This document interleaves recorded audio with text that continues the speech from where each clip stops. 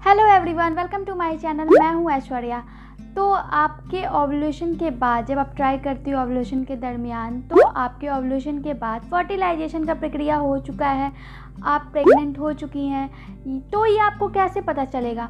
कुछ सिम्टम्स ऐसे होते हैं जो कि बहुत ही अर्ली, जिसे हम अर्ली प्रेगनेंसी सिम्टम्स कहते हैं, बहुत अर्ली दिखना शुरू हो जाते हैं। उस अर्ली प्रेगनेंसी सिम्टम्स में बहुत बारीक बारीक सा बिल्कुल आपको चेंजेस दिखेंगे नॉर्मल लाइफ के अकॉर्डिंग। अगर अब हम बात करें तो नॉर्मल लाइफ में जो चीज़ें होती थी वो प्रेगनेंसी कंसीव करने के बाद थोड़ी बहुत चेंजेस आपको उसमें नज़र आएंगे। जैसे कि अगर हम बात करें तो जैसे ही आप प्रेग्नेंट होती हैं आपके अंदर हार्मोनल चेंजेस बहुत होने लगते हैं। प्रोजेस्टेरॉन नाम का एक हार्मोन है जिसके बढ़ने के कारण बहुत सारे सिम्टम्स आपको अनुभव होंगे।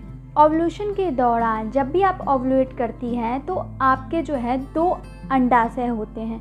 हर एक महिला का 2 अंडाशय होता है, 2 ओवरी होता है। उस दोनों ओवरी में से हर मंथ एक ओवरी में से एक अंडा निकलता है और वो जाके फर्टिलाइजेशन की प्रक्रिया पूरा करता है जब भी आपको प्रेगनेंसी कंसीव करना होता है। तो जब भी एक ओवरी में से एग निकलता है तो उसमें आपको कुछ ना कुछ उसमें सिम्टम्स महसूस होंगे।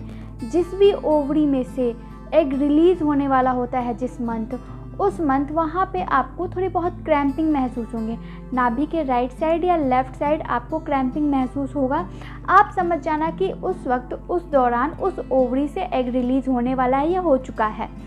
तो जब एग रिलीज़ हो जाता है, एग आता है, स्पर्म से मिलता है एंड देन फर्टिलाइजेशन की प्रक्रिया पूरी होती है। देन वो जो है वो यूट्रस की लाइनिंग में जाके चिपक जाता है। वहाँ से उसके ग्रोथ और डेवलपमेंट पूरे 9 मंथ तक चलते रहती है।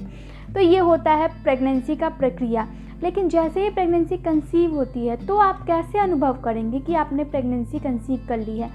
क्रैम्पिंग, इम्प्लांटेशन का जो प्रक्रिया होता है उसमें भी आपको नाभि के निचले सतह में आपको क्रैम्पिंग महसूस हो सकती है। हो सकता है कि कमर में भी क्रैम्पिंग महसूस हो, जांघों में भी वो क्रैम्पिंग महसूस हो। तो क्रैम्पिंग जब भी महसूस होती है, जो क्रैम्पिंग होती है पीरियड के दौरान जो आपको क्रैम्पिंग होती है उससे बिल्कुल अलग होता है। वो क्रैम्पिंग की इंटेंसिटी थोड़ी सी कम होती है, जो पीरियड के दौरान क्रैम्पिंग होती है वो थोड़ा ज़्यादा होता है। तो क्रैम्पिंग से भी आप समझ सकती हो कि आपका इम्प्लांटेशन या फर्टिलाइजेशन का जो प्रोसेस है वो हो चुका है। या सेकेंड जो चीज़ है वो ये है, प्रोजेस्टेरॉन नामक हार्मोन बढ़ने के कारण यूरिनेशन की भी प्रक्रिया बढ़ सकती है। फ्रीक्वेंट यूरिनेशन की प्रक्रिया हो सकती है, बार बार यूरिन के लिए आपको टॉयलेट जाना पड़ सकता है। थर्ड ये हो सकता है कि आप में बहुत ज़्यादा मूड स्विंग्स दिख रहे हैं। पल में आप जो है खुश होती हैं, पल में उदास हो जाती हैं।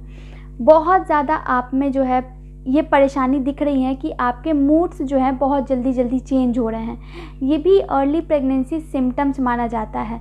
जो महिला बिल्कुल शांत रहती थी, बिल्कुल काम डाउन रहती थी, वो महिला अचानक से उसके मूड्स कभी ये करते हैं, कभी ऑन होते हैं, कभी ऑफ होते हैं। चुटकी भर लगता है उनके मूड्स को बदलने में।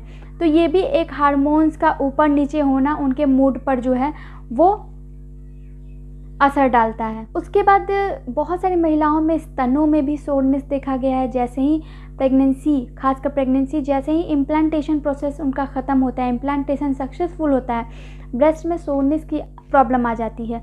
मतलब अजीब सा एक आपको सोरनेस दिखेगा ब्रेस्ट में जब आप टच करोगी। तो कई महिलाओं में ये ज़्यादा होता है, कई महिलाओं में ये कम भी होता है, कई महिलाओं में ये होता भी नहीं है। तो ये ब्रेस्ट सोरनेस या टेंडरनेस जो है बहुत सारी महिला में नहीं भी दिखता है, लेकिन जिसमें दिखता है वो बहुत जल्दी ही उनको दिखने को मिलता है।